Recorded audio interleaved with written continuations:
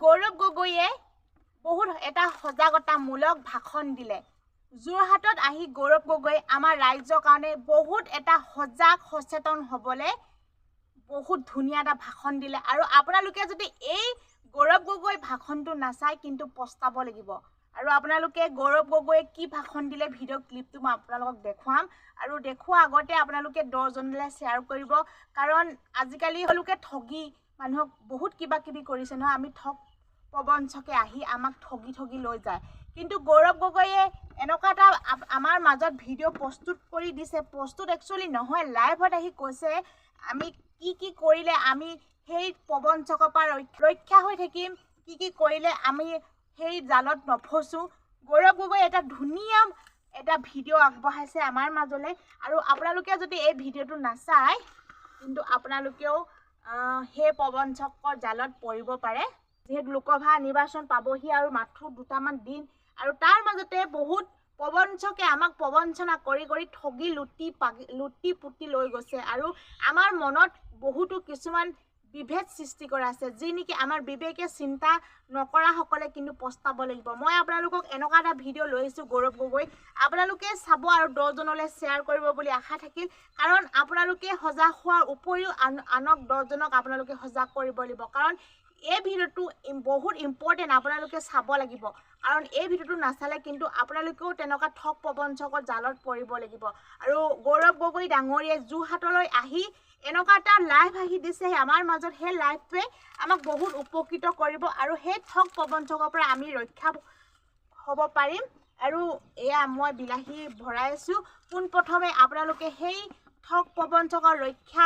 পৰাৰ ভিডিঅ'টো আৰু গৌৰৱ গগৈ কিখিনি কথা ক'লে, আমাক কেনেকুৱা সজাগতামূলক ভিডিঅ' এটা প্ৰস্তুত কৰি আমাৰ মাজলৈ শ্বেয়াৰ কৰিলে, আপোনালোকে পোনপ্ৰথমে সেই গৌৰৱ গগৈ ভিডিঅ' ক্লিপটো চাই লওকচোন। মুকুন্দ বৰা আমাৰ ব্লক কংগ্ৰেছৰ সাধাৰণ সম্পাদকৰ বাসগৃহত অনুষ্ঠিত হোৱা এইখন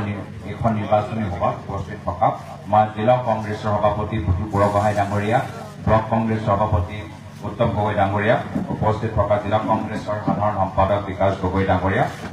উপস্থিত থকা জিলা মহিলা কংগ্ৰেছৰ সভানেত্ৰী বন্তি কন্দিয়া ডাঙৰীয়ানী, প্ৰদেশ মহিলা কংগ্ৰেছৰ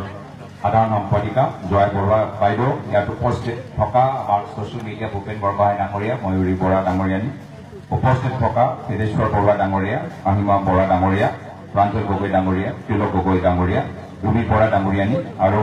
মঞ্জু বেগম ডাঙৰীয়ানী, আৰু ইয়াত উপস্থিত থকা শ্ৰদ্ধেয় ৰাইজ, আজি আপোনালোকৰ মাজত আহি আপোনালোকৰ বহুমূল্য আশীৰ্বাদ বিচাৰিছোঁ। এই অঞ্চলৰ ৰাইজে যিদৰে মোৰ পিতৃ প্ৰয়াত মুখ্যমন্ত্ৰী তৰুণ গগৈদেৱক মৰম কৰিছিল, আশীৰ্বাদ প্ৰদান কৰিছিল, আজি তেওঁ ল'ৰা হিচাপে আপোনালোকৰ মাজত আহিছোঁ। আৰু এনেকুৱা এজন অনুভৱ হৈছে যে মই এটা বিশেষ সমষ্টিলৈ অহা নাই, মই নিজৰ ঘৰলৈ আহিছোঁ। এনেকুৱা এটা পৰিৱেশ মই পাইছোঁ যোৰহাটৰ ভিতৰত।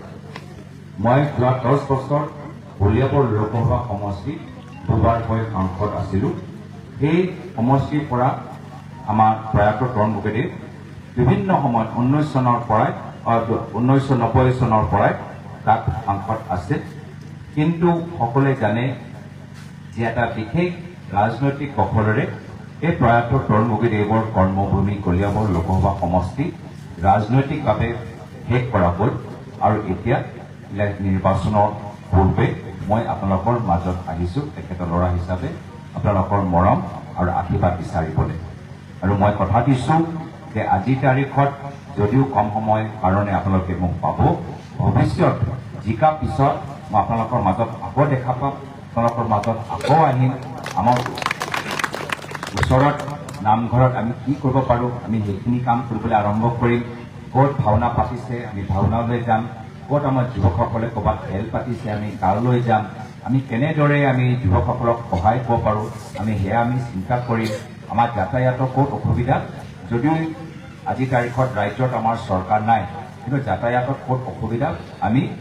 প্ৰশাসনৰ জৰিয়তে কৰিবলৈ আমি চেষ্টা কৰিম। আৰু ৰাইজৰ ভাল সময় আৰু বেয়া সময় সদায় ৰাইজৰ মাজত থাকে। এই আদৰ্শ মই নিজৰ পিতৃ প্ৰয়াত তৰুণ গগৈদেৱৰ পৰা শিকিলোঁ। তেওঁ সদায় কৈছিল যে ৰাজনীতি হ'ল ৰাইজক সেৱা কৰা এটা মাধ্যম। আৰু লোকতন্ত্ৰৰ ভিতৰত ৰাইজেহে ৰজা হয় আমি ৰাজতন্ত্ৰত আৰু নাই ভাৰত এতিয়া ৰাজঘৰীয়া এটা দেশ নহয় বা ইয়াত অসমৰ ভিতৰত কোনো বিশেষ ৰজা নাই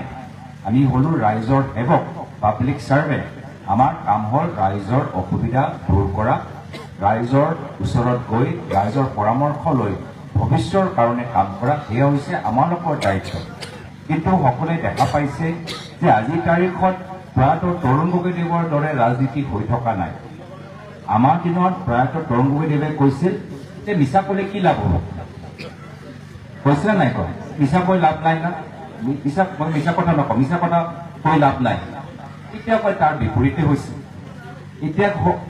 পৰিৱেশটো এনেকুৱা অলপ চাহখন পিছত আনিব দেই এতিয়া হৈছে মিছা কথা ক'লেহে লাভ হ'ব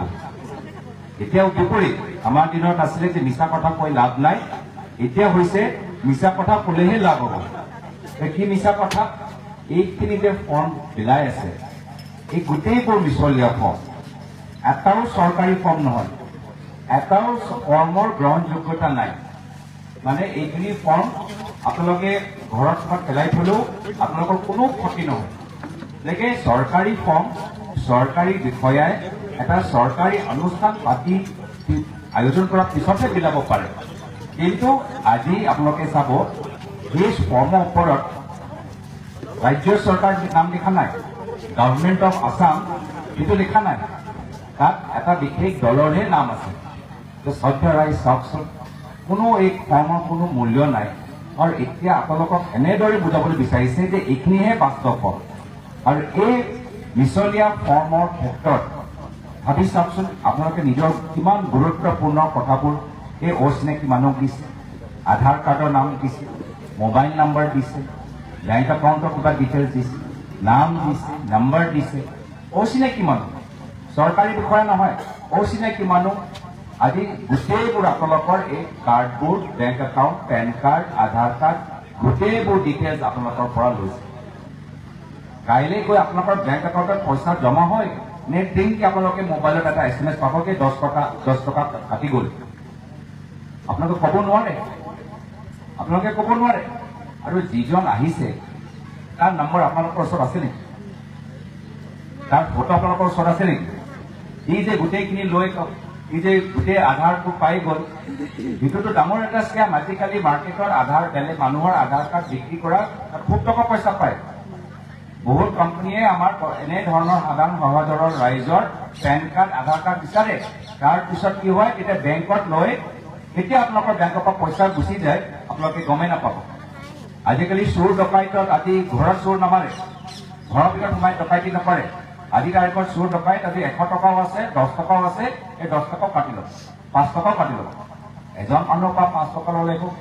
একো কথা নহয় কিন্তু যদি 1 লাখ মানুহৰ পৰা আমি 5 টকা কাটো তেতিয়া চাওকচোন কিমান লাভ হ'ব 5 টকাই কাটিব কিন্তু 1 লাখ মানুহৰ পৰা যদি 5 টকা কাটে সাৱধান হওক মই যদি আপোনাক সুধো বাইদেউ মোক আধাৰ কাৰ্ড দিয়কচোন আপুনি দিব নেকি নিদিয়ে আমাকতো বেংকৰ পৰা মেছেজ আহিয়ে থাকে যে আধাৰ কাৰ্ড পেন কাৰ্ড অচিনাকি মানুহক নিদিব বেংক একাউণ্ট ডিটেইলছ নিদিব কিন্তু চাওক আজি এইখন দলে মিছা কথা কৈ মিছা প্ৰলোভন দি আজি কিমান আপোনাক বিপদত ঠেলি দিছে কাইলৈ গৈ যেতিয়া আপুনি ফোন কৰিব এই মোৰ কি হ'ল এতিয়া ক'ব বাইদেউ আপোনাৰ নামটো ভুলকৈ লিখিলে না এতিয়াও ফোনটোৱে ধৰে নধৰে মোৰ তাৰলৈ সন্দেহ আপোনালোকেতো গোটেই চিটিঙৰ কেছ নক'ব পাৰে যে আপোনালোকক কোৱা গ'ল যে কিবা এটা পাব আৰু আপোনালোকৰ ব্যক্তিগত গোটেইবোৰ তথ্যবোৰ লৈ গৈছে গোটেই প্ৰাইভেট ইনফৰমেশ্যন লৈ গৈছে আপোনালোকে পিছত গৈ একো সুবিধা নাপায় আপোনালোকে পিছত গৈ সেইজন মানুহৰ ওপৰত এটা চিটিং বা ফ্ৰডৰ কেছ আপোনালোকে থানাত গৈ লগাব পাৰে সেইকাৰণে মই সুধিছোঁ আৰু আহ্বান জনাইছোঁ ৰাইজক যে আপোনালোকে যিজন ফৰ্ম দিলাই তাৰে আধাৰ কাৰ্ড লৈ লওক তাৰে ফোন নম্বৰ লওক আৰু তাৰে এটা ফটো মাৰক তাৰপিছত 2 দিনৰ পিছত ফোন কৰক কি হ'ল কেতিয়া আহিব তেতিয়া আপোনাক ক'ব আহিব আহি আছে হ'ব পিছত ক'ব আকৌ ফৰ্ম ভৰিব লাগিব পিছতে ক'ব আকৌ আমি এটা হিৰিত পাতিম আকৌ এইটো ফৰ্ম সেই ফৰ্মটো নকলি ফৰ্ম এয়া হ'ল আচল তো ফৰ্ম আপোনালোকে চহী কৰি আছে কিবা এটা পাইছে 15 লাখ টকা সোমালে 15 লাখ টকা সোমোৱা নাই এতিয়া আকৌ নতুন সপোন দেখাইছে লখপতি লখপতিও নহয় কোনো আজি তাৰিখত লখপতিও কোনো হোৱা নাই তো এয়া হৈছে তেওঁলোকৰ ৰণকৌশল মিছা কথা কৈ আজি তেওঁলোকে মানুহক ঠগিছে আৰু মানুহৰ পৰা খুব এই জৰুৰী কথাবোৰ পেন কাৰ্ড আধাৰ কাৰ্ড কথাখিনি ৰাজহুৱা কৰি পিছত গৈ কাৰোবাক এটা প্ৰাইভেট এজেঞ্চিক বিক্ৰী কৰি লাখ লাখ টকা ইয়াৰ কমাব পাৰে ল'ৰা ছোৱালীক অলপ সোধকচোন আপোনালোকৰ ল'ৰা ছোৱালী নিজেই ক'ব কি কৰিছা কিয় দিলা আজিকালি চাইবাৰ ক্ৰাইম ডাঙৰ ক্ৰাইম সেইকাৰণে এই চাইবাৰ ক্ৰাইমৰ পৰা অলপ অৱধান হৈ থাকক আৰু খুব লজ্জাজনক কথা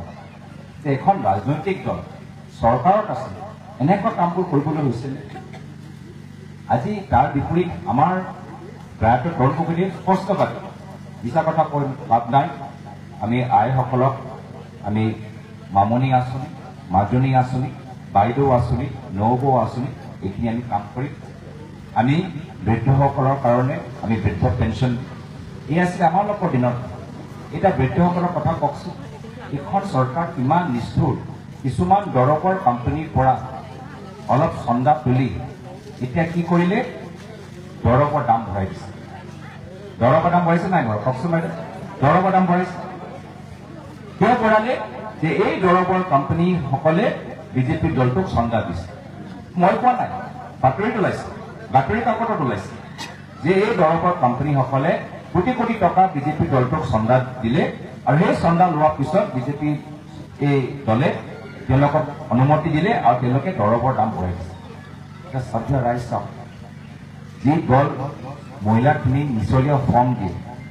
যি দল বয়োজ্যেষ্ঠসকলৰ দৰৱ দাম বঢ়াই দিয়ে যি দল আজি আপোনালোকৰ ল'ৰা ছোৱালী চৰকাৰী স্কুলবোৰ বন্ধ কৰি দি বন্ধ কৰাৰ পিছত ঠাই ঠাই মদৰ দোকান খুলিবলৈ আৰম্ভ কৰিছে ঠাই ঠাই মদৰ দোকানটো কাক লাভ দিছে কওকচোন না আপোনালোকৰ বয়োজ্যেষ্ঠ আপোনাৰ আইতাসকলৰ কিবা লাভ হৈছে না আমাৰ ল'ৰা ছোৱালীৰ কিবা এটা লাভ হৈছে তেওঁলোকৰ স্কুল বন্ধ আৰু মহিলাসকল আপোনালোকে নিজে কওকচোন আপোনালোকৰ কি লাভ হ'ল পৰিৱৰ্তনৰ নামত নহৰুৰ দাম 400 টকা কৰি দিলে এয়া হৈছে পৰিৱৰ্তন নহৰুৰ দাম 400 টকা নিমখৰ দাম 20 টকা কৰি দিলে 1250 টকা আপোনাক দিছে 1200 টকা চিলিণ্ডাৰ কৰি দিলে এমাহৰ ভিতৰত দুগাৰকৈ গেছ ভৰালে আপোনালোকৰ 2500 টকা দিবলৈ হ'ল তো পইচা দিছে নে পইচা লৈছে মইতো বুজি পোৱা নাই মোৰ মতেতো আপোনালোকৰ পৰা পইচা লৈছে গাড়ী ভাড়া বঢ়াই দিছে লাইনৰ বিল বঢ়াই দিছে চাউলৰ দাম বঢ়াই দিছে মিঠাতেল বঢ়াই দিছে নিমখৰ দাম বঢ়াই দিছে খাজ দাম বঢ়াই দিছে ইমানবোৰ বস্তু আপোনালোকৰ পৰা লৈ 10জন মহিলাক অৰুণোদয় দি পইচা আমি খুব কাম কৰিছো বহুত কাম কৰিছো ল'ৰা ছোৱালীবোৰ স্কুটি দি তেওঁলোকৰ যোৱা স্কুলখনে বন্ধ কৰি পইচা আমি খুব ডাঙৰ কাম কৰিম এতিয়া স্কুটিলৈ ক'ত যাব স্কুলটোৱে বন্ধ কৰি দিছে লাহে লাহে চৰকাৰী কলেজবোৰ বন্ধ কৰিব ল'বলৈ লৈছে ক'ত যাম স্কুটি লৈ এতিয়া আড্ডা মাৰিবলৈহে যাব ফুৰিবলৈহে যাব পিকনিক কৰিবলৈহে যাব কিন্তু ইয়াৰ বিপৰীত আমাৰ দিনত ল'ৰা ছোৱালীবোৰ আজি মেট্ৰিক পৰীক্ষা ফাৰ্ষ্ট ডিভিজন পালে আমাৰ দিনত বিনামূলীয়া কম্পিউটাৰ দিছে আজিতো চব কথা কম্পিউটাৰ টাইপিং কিন্তু আমাৰ কম্পিউটাৰ টাইপিং কোনে কৰিব আমিতো নাজানো আমি যাব লাগে দোকান লৈ আমি যাব লাগে CSP লৈ কিন্তু আমাৰ দিনত আমি এনেকুৱা ল'ৰা ছোৱালীবোৰ মাজত কম্পিউটাৰ বিতৰণ কৰিছিলোঁ আমাৰ ল'ৰাবোৰে কম্পিউটাৰ ঠিকঠাক কৰি আমাৰ ফৰ্মবোৰ ঘূৰি দিব পাৰিব কিন্তু সেই আঁচনি বন্ধ আমাৰ দিনত মেট্ৰিক পৰীক্ষাত আনকি যিসকলে ছেকেণ্ড ডিভিজন পাইছে তেওঁলোককো বিনামূল্যত টেবলেট দিছে এই টেবলেটৰ ওপৰতে কিবা কিবি কৰি গোটেই আপোনালোকৰ চিঠি ফৰ্ম তেওঁলোকে ভৰাব পাৰে তো আপোনালোকৰ ল'ৰা ছোৱালীবোৰ আমি কম্পিউটাৰৰ বাবে শিক্ষিত কৰিছোঁ যিমান কম্পিউটাৰ স্কুলৰ ভিতৰত নাই তাতকৈ বেছি কম্পিউটাৰ চৰকাৰে নিজৰ ফালৰ পৰা ৰাইজৰ মাজত ঘৰে ঘৰে বিতৰণ কৰিছে তো এনে ধৰণৰ আদৰ্শ লৈ আমি কাম কৰিবলৈ বিচাৰোঁ যে ৰাইজ সজাগ হওক ৰাইজ সচেতন হওক সঁচাকৈ আপোনালোকে যিসকলে এটা গামোচা বৈ গামোচা এটা মূল্য পাওক আজিৰ তাৰিখত শিপিনীসকলক সুধিবচোন তেওঁলোকে নিজে ক'ব আমাৰ অসমীয়া গামোচা ইমান কষ্ট কৰি আমি বনাবলৈ আৰম্ভ কৰোঁ বজাৰলৈ যাওঁ বজাৰৰ পৰা বাহিৰৰ পৰা গামোচাহে পাওঁ কম দামত তেওঁলোকক বিক্ৰী কৰি দিয়ে আমাৰ অসমীয়া শিপিনীসকলে একো কৰিব পৰা নাই আমাৰ দিনত আমি তাঁতশাল এটা দিছিলোঁ বিনামূলীয়াকৈ তাঁতশাল বিনামূলীয়া সূতাও দিছোঁ এই শিপিনীসকলে কাম কৰিব পাৰে কোৱা অৰ্থটো ইমানে যে আমাৰ ভৱিষ্যত যদি আমি এটা সঠিক সিদ্ধান্ত লওঁ, আহক 19 তাৰিখত আত্মচিহ্নপদ ভোট দিওঁ, তেতিয়া এইখিনি যে আমি কথা পাতি আছোঁ, বেয়াবোৰ অলপ নিয়ন্ত্ৰিত হ'ব আৰু ভালবোৰ আমি আকৌ আৰম্ভ কৰিব পাৰিম। আমাৰ চৰকাৰ আহিলে আমি দৰৱৰ কোম্পানীৰ মালিকক ক'ম, যিটো নহ'ব, আমাক চন্দা নালাগে, বয়োজ্যেষ্ঠসকলৰ দৰৱটো কমাই দিয়ক, দৰৱৰ দামটো কমাই দিয়ক। আমি সেইটো কাম কৰিম। আমি অসমৰ ৰাইজক ক'ম যে যদি আপোনালোকে কা নিবিচাৰে, আমাৰ চৰকাৰ আহিলে প্ৰথম মিটিঙৰ ভিতৰত আমি কা আইন আমি বাতিল কৰিম। আমি যুৱকসকলক ক'ম, যদি তোমালোকে মদৰ দোকান নিবিচাৰা, আমি মদৰ দোকানবোৰ আমি বন্ধ কৰি তোমালোকৰ বন্ধ হৈ থকা চৰকাৰী স্কুল আকৌ আমি আৰম্ভ কৰিম। আমি গাঁৱৰ মহিলাসকলক ক'ম যে যদি আপোনালোকে বস্তুৰ দাম যথেষ্ট আপোনালোকে কষ্ট পাইছে, আমাৰ দিনত আমাৰ দামবোৰ আধা আছিলে, আমি তললৈ লৈছোঁ। আমাৰ দিনত হ'ব পাৰে, কংগ্ৰেছৰ দিনত অৰুণোদয় নাছিলে, মানিছোঁ, কিন্তু কংগ্ৰেছৰ দিনত চিলিণ্ডাৰ দাম 400 টকা আছিল। আমাৰ দিনত অৰুণোদয় 1250 টকা নাছিলে, কিন্তু মিঠাতেলৰ দাম 80 টকা আছিল। আমাৰ দিনত অৰুণোদয় আঁচনি নাছিলে, কিন্তু আপোনালোকৰ মাহৰ ইলেক্ট্ৰিচিটি বিল 150 টকা 200 টকা আছিল। আমাৰ দিনত অৰুণোদয় নাছিলে, কিন্তু আমাৰ দিনত চাউলৰ দাম 30 টকা আছিলে, ঘৰখন আপোনালোকে চলাব পাৰিছে। পেট্ৰলৰ দাম 50 টকা আছিলে, ভাবি চাওক, পেট্ৰলৰ দামে 50 টকা আছিলে আমাৰ দিনত। আপোনালোকে ভালদৰে চিন্তা কৰক। মই বিশেষ আৰু দীঘলীয়া ক'বলৈ নিবিচাৰোঁ। যিদৰে প্ৰায়তঃ তৰুণ গগৈদেৱে সদায় ৰাইজৰ মাজত সহজ সৰল হিচাপে থাকিলে, ময়ো সহজ সৰল হিচাপে থাকিবলৈ বিচাৰিছোঁ। অলপ বেয়াহে পাইছোঁ যে ইয়াত আমাৰ সময় কম, এই পকৰা আৰু পিঠাবোৰ আহিছে, ভালকৈ খাবলৈও এটা সময় নাই। আজি একদম মানে লৰালৰি খালী পেট ওলাইছোঁ, মানে খাওঁ আপোনাকে লাগিছে, মোকো লাগি আছে, কিন্তু কি কৰোঁ এতিয়া, ইয়াৰ পিছত আকৌ দৌৰি যাব লাগিব। সেইকাৰণে অলপো এটা মানে বাইক ল'বলৈও বা এটা পিচ ল'বলৈও মোৰ ওচৰত সময় নাই। আইসকল আশীৰ্বাদ কৰক, আকৌ যাতে মই আকৌ ইয়াত আহি আপোনালোকৰ একাপ চাহ খাই অলপ পিঠাবোৰ আপোনালোকৰ ঘৰৰ বনোৱা পিঠাবোৰ খাব পাৰে। এইখিনি কথা কৈ ইয়াতে নিজৰ চমু জেগাত সামৰিছোঁ। ধন্যবাদ। জয় হিন্দ, জয় আইঅসম। নিশ্চয় চালে আপোনালোকে, আৰু গৌৰৱ গগৈ ডাঙৰীয়া কথাখিনি নিশ্চয় শুনিলে, আৰু মই তাৰ বিষয়ে মই নকলেও হ'ব, আপোনালোকে বুজি পালে। আৰু আপোনালোকে 10 জনলৈ শ্বেয়াৰ কৰিব। আৰু যিহেতু গৌৰৱ গগৈ ইমান ধুনীয়াকৈ কথাখিনি ক'লে, আৰু আপোনালোকে কাক ভোটটো দি জয়যুক্ত কৰাব, আপোনালোকে এবাৰ বিবেক বিবেচনা কৰি চাব। আৰু